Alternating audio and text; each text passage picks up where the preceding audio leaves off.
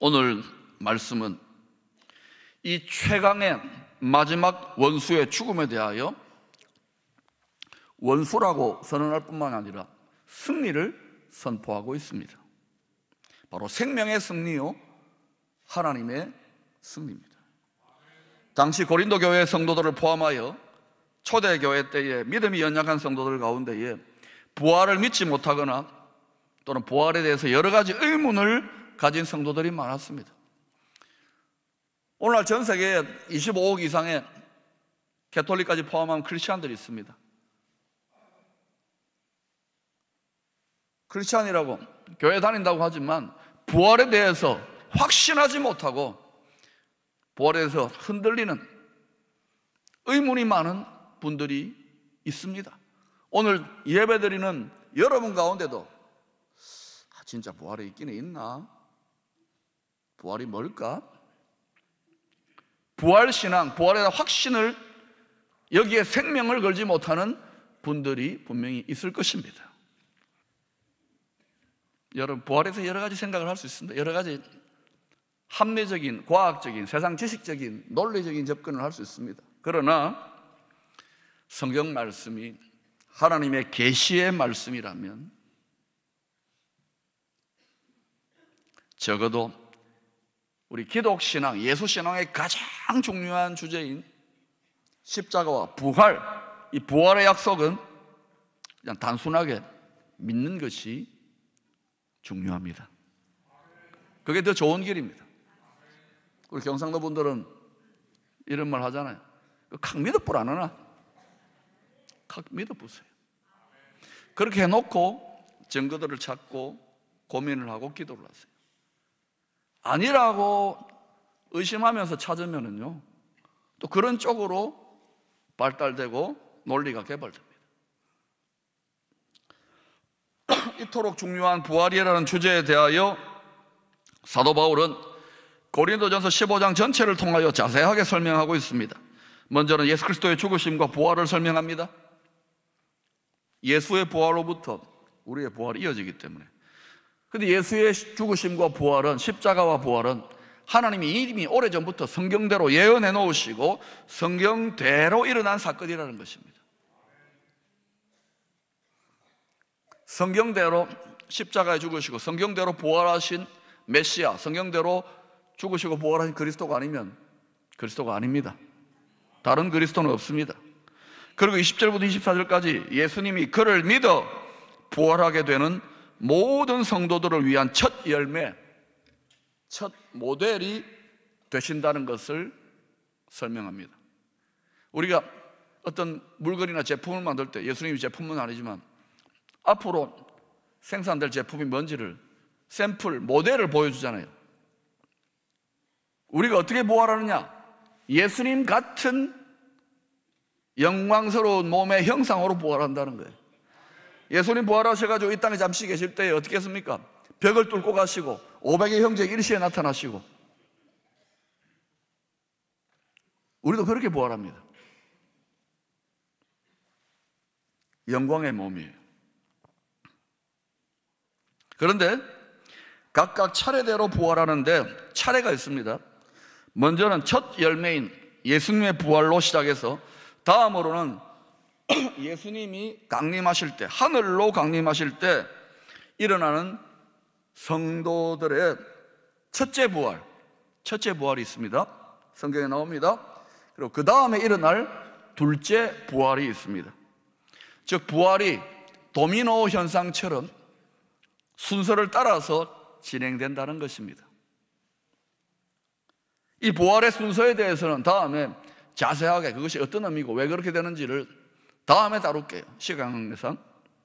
그러나 성경을 살펴보면 첫째 부활, 다시 말하면 하루라도 더 빨리 부활하는 것이 훨씬 더 좋은 것입니다. 그러니 여러분, 첫째 부활에 들어가기를 사모하시기를 바랍니다. 51절에서 바울은 창세 이래 감추어졌던 부활에 대한 비밀을 드러내고 있어요. 비밀입니다. 창세 이래로 하나님이 딱 감추어 놓은 거예요. 때가 될 때까지. 이거는 뭐 과학자가 연구한다고, 신학자가 기도하고 공부한다고 알 수 있는 게 아닙니다. 하나님이 다 감춰놓았던 것들을 계시 싹 알려주는 거예요.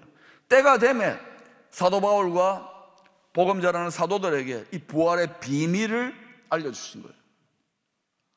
세상 사람들 아무리 박사학위가 100개 있어도 하나님이 계시해 주시지 않으면 하나님의 비밀을 알 수 없어요.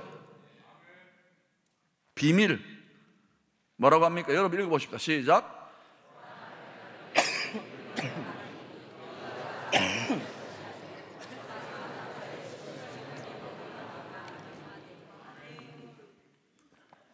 바울이 예수 믿고 죽은 사람을 잠잔다고 표현합니다. 여러분, 영별이라고 죽었다고 우리는 가슴을 찢고 슬피 울지만은 예수 믿고 죽은 자는 잠자고 있는 것입니다.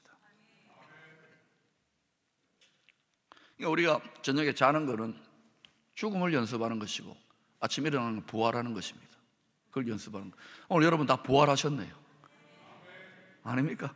부활을 연습하는 거예요. 날마다 부활을 연습하는 거예요. 순식간에 일어나는 이 부활의 변화, 마지막 나팔에 순식간에 호련히 변화된다. 호련히. 똑같은 사건을 데살로니가전서 4장 16, 17절에서 또 이렇게 설명합니다. 여러분 읽어보십시다. 시작. 주께서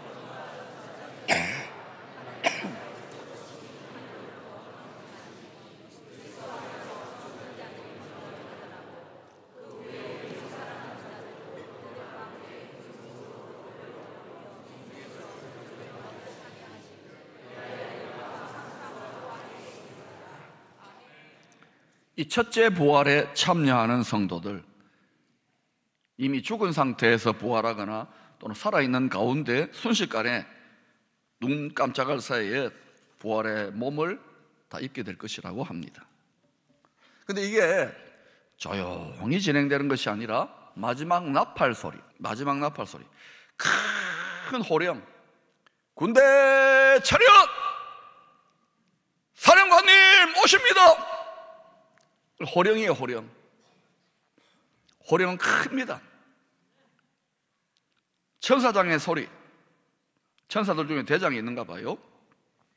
하나님의 나팔 소리를 따라 하늘로부터 강림한다고 합니다. 2000년 전에 이 세상에 예수님이 메시아께서 아기 예수로 처음 오셨을 때는 고요한 밤, 거룩한 밤, 조용하게 은밀하게 오셨습니다. 그러나 이제 주님이 온 죄악 많은 세상을 심판하시고 하나님 나라를 온전하게 하시기 위하여 심판의 주로 만왕의 왕으로 다시금 오실 때는 조용하게 오지 않습니다.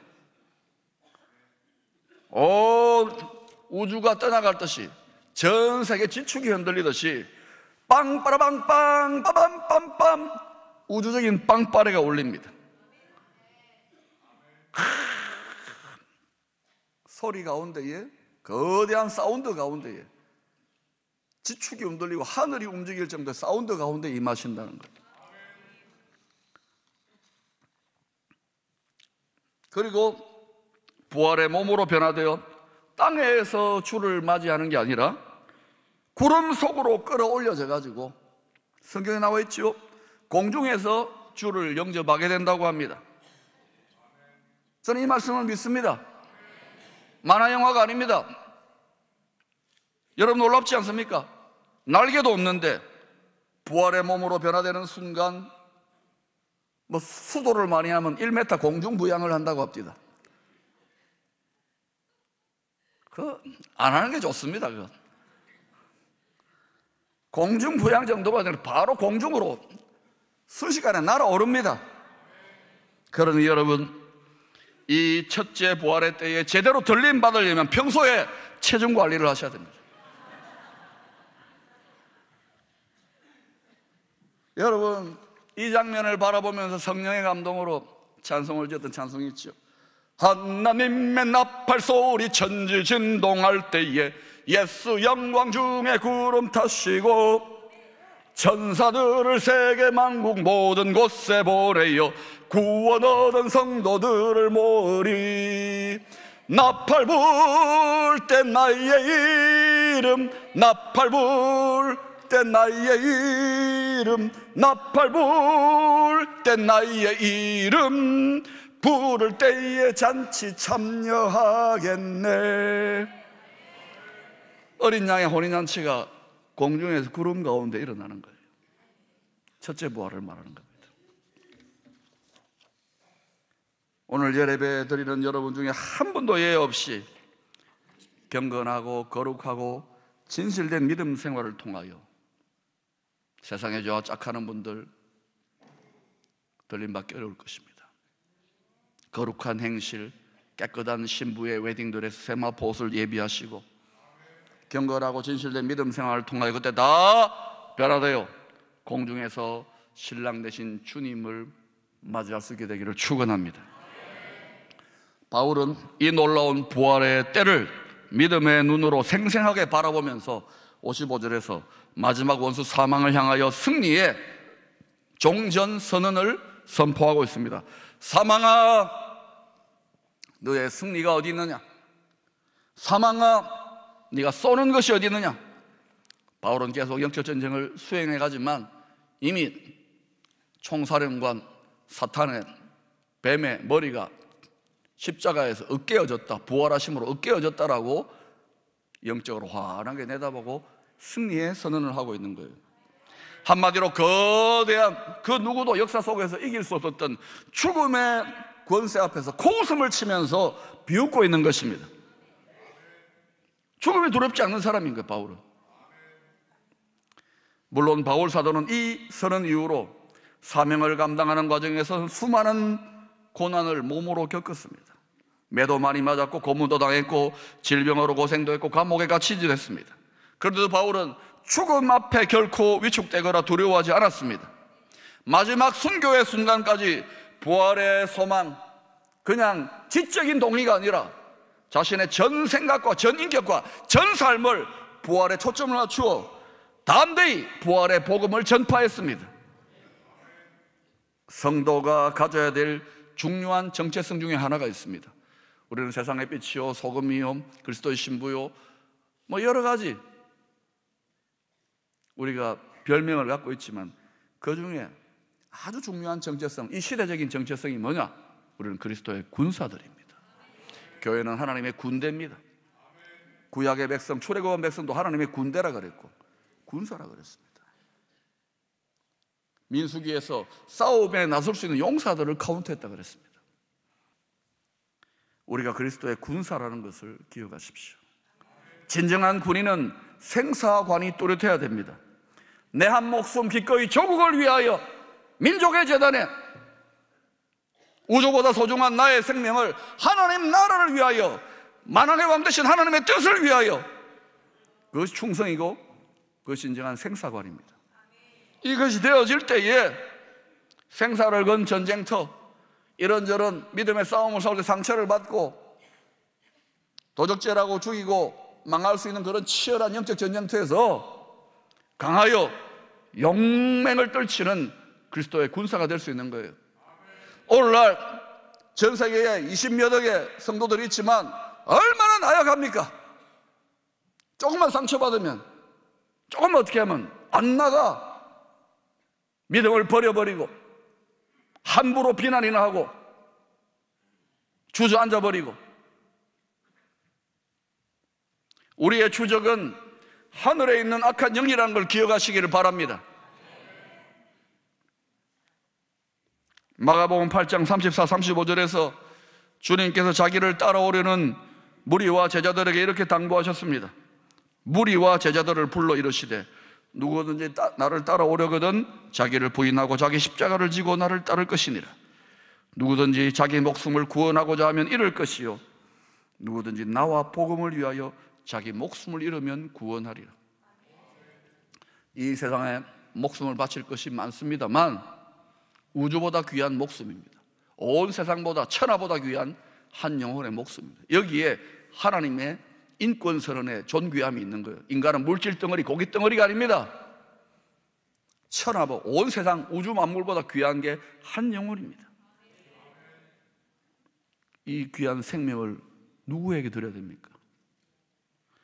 나와 복음을 위하여, 예수 그리스도와 복음을 위하여 드리는, 그렇게 드려져야지만 헛되지 않습니다. 역사 속에서 수많은 좋은 일들을 위하여, 역사의 발전과 진보를 위하여 애쓸 수 있습니다만, 그것이 다만 이 세상뿐이라면 영원까지 이어지는 예수 그리스도와 하나님 나라를 위하여, 하나님의 복음을 위하여 드리고 난 다음에 이 세상의 것을 위하여 노력하시기를 바랍니다. 그때에 헛되지 않은 거예요. 주님은 이 말씀을, 나와 복음을 위하여 자기 목숨을 잃으면 구원하리라, 이 말씀을 무리와 제자들에게 하셨다고 합니다. 예수님을 열렬하게 따르는, 호산나 하면서 열렬하게 따르는, 뭔가 복을 받고 자기 소원 성취를 기대하고 뭔가 좋은 일을 기대하면서 호산나 하면서 따르는 수많은 군중, 무리가 아니라, 무리에게도 했죠. 그러나 소수의 제자들에게 했습니다. 이 주님의 길을 자기 자신을 부인하고 날마다 중노를 하면서 주의 온전한 뜻, 자기 십자가를 지고 따라간 자는 수많은 환호하는 군중들이 아닙니다. 소수의 제자들인 거예요. 여러분, 교회 성도들의 숫자, 한국교회와 전 세계 크리스찬들의 숫자가 늘어나는 건 귀한 일이지요. 그러나 교회 역사를 보고 성경을 보니까 언제나 끝까지 주님의 길을 따라가는, 자기 십자가를 지고 그 길을 따라가는 사람들은 소수였어요. 예수님 당시에도 심지어 12제자들까지 다 버리고 막달라 마리아 하나 남아 있었잖아요. 사도 바울 당시에도 다 바울이 치유의 기적을 일으키고 권능을 일으킬 때 다 열광했지만, 바울이 로마 감옥에 가가지고 4차 선교행하고 죽기 직전에 디모데에게 디모데후서를 통하여 AD 68년 그의 나이 63살에 마지막 유언을 남길 때 그의 곁에는 극소수의 제자들만 있었어요.